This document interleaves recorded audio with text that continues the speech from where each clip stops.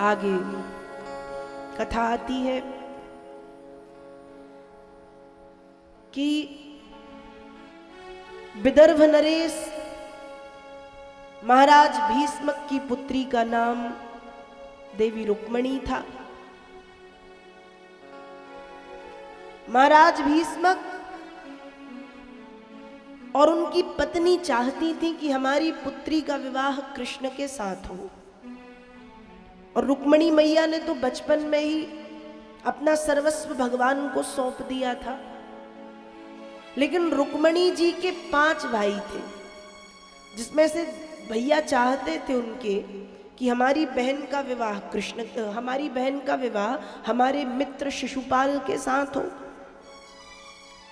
और इसलिए रुक्मणी की इच्छा जाने बिना रुक्मणी का विवाह शिशुपाल के साथ तय कर दिया गया।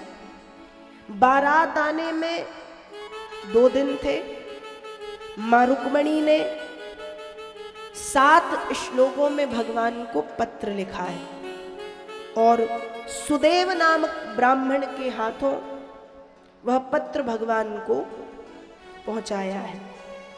7 श्लोकों में पत्र लिखा, सुदेव नामक ब्राह्मण के हाथों पत्र भगवान को पहुंचाया है। पहले श्लोक में रुक्मणी लिखती हैं कि हे त्रिभुवन सुंदर, श्रुत्वा गुणान् भुवन सुंदर शृण्वतां ते निर्विश्य कर्ण विवरैर हरतोंगतापम रूपम दृशांद्रसिमतामखिलार्थ लाभो त्वय्यच्युता विशति चित्तमपत्तपम में।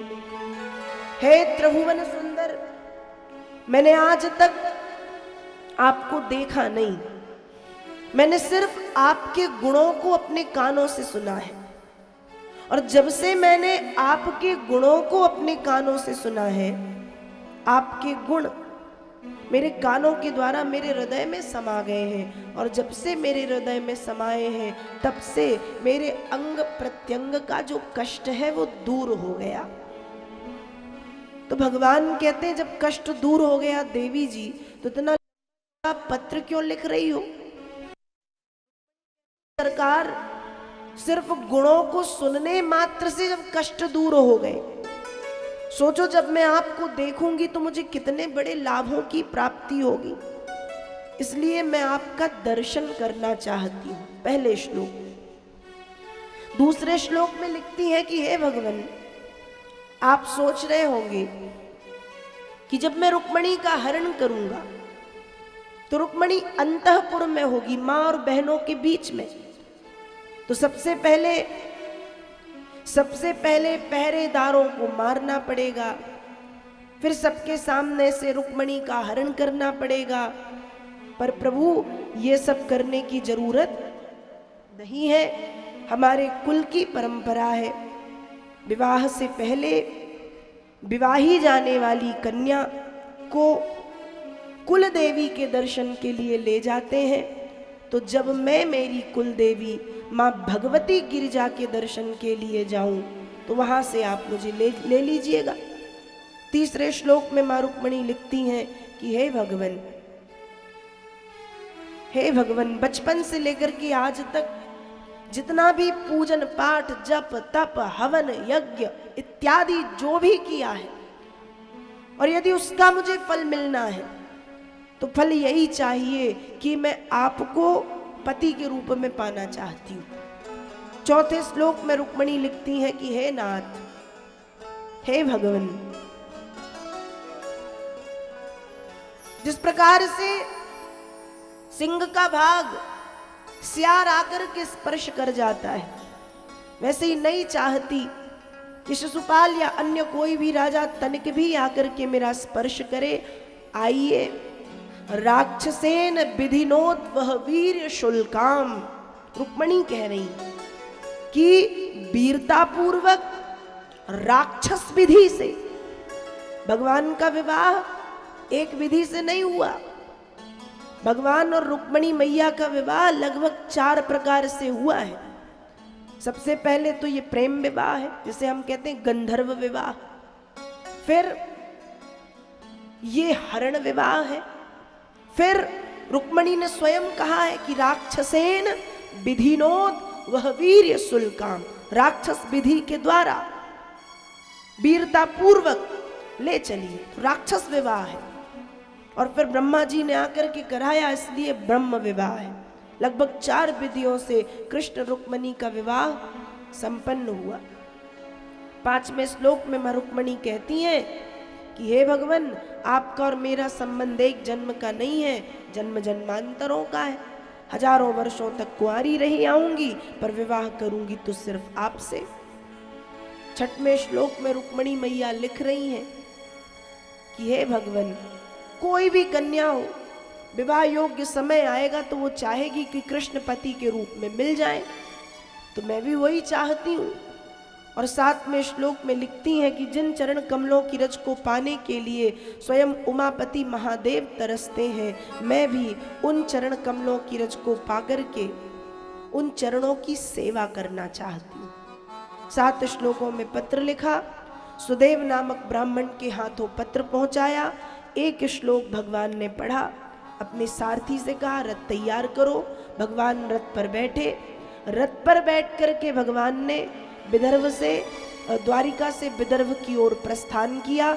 यहाँ मैया रुक्मणी गौरी पूजन के लिए निकली हैं। 2 बार माँ को प्रणाम किया है, एक बार इसलिए कि मंदिर जा रही हूँ, दूसरी बार इसलिए वहीं से पति के घर जाऊंगी, लौटूंगी नहीं।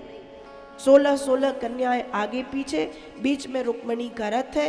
प्रार्थना करते हुए चली जा रही हैं। मंदिर में पहुंच करके भगवती जगत जननी जगदम्बा का श्रृंगार किया है। षोडशोपचार विधि से पाद्य अर्घ आचमन स्नान इत्यादि 16 श्रृंगार समर्पित किया।